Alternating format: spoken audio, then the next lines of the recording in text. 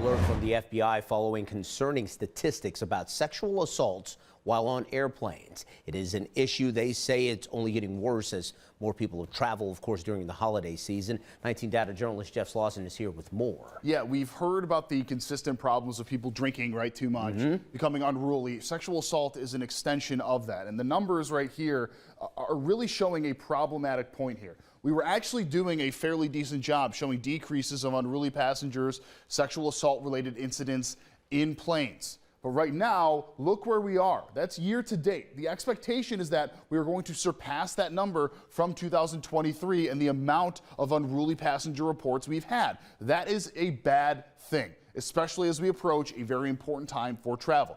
Now, here's the thing that many people do not understand. Something like harassment or unruly passengers on airplanes, that actually falls under the FBI's jurisdiction. So yeah, that becomes a federal crime.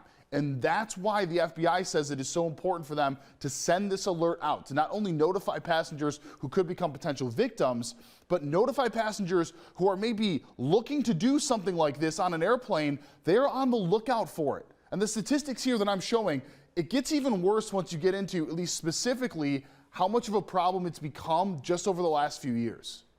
Some trends that we're seeing related to this crime.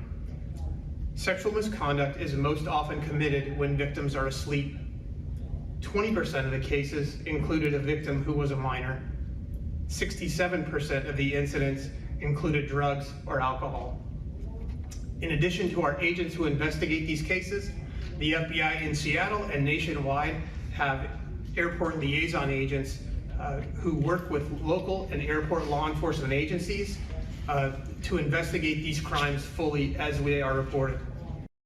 So yeah, you're unruly on a plane, it's gonna go to the FBI. Now this essentially started in 2021 when the FAA started to move a lot of these cases to the FBI. And we've actually had a couple related to the Cleveland Hopkins International Airport where, yeah, unruly passengers, sexual assault incidents ultimately lead to an arrest and to people having to step in to do the job there. So the reports that we are seeing right now, 2,000 passenger reports, 512 have initiated investigations, 402 led to actions from it, and $7 million in fines in total were levied. So this very clearly is becoming an issue. Now the alert that the FBI is putting out, again, wants to help people to make sure they're aware.